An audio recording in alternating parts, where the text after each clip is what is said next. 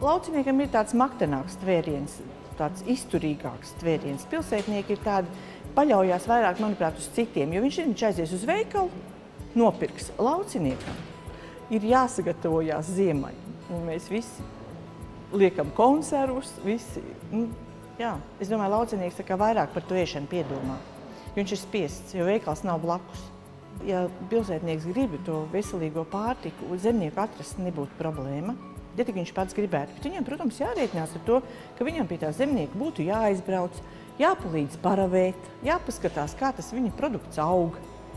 Tā jau vairs nav tāda vienkārši nopirkt, tā jau tāda, ar laiku viņa izvēršās kā ģimeņu draudzība. Es apņemos brokastīs ēst putras, un līdz ar to es būšu pēdusi vairāk visu dienu un nebūs jāknakstās ar sīkumiem.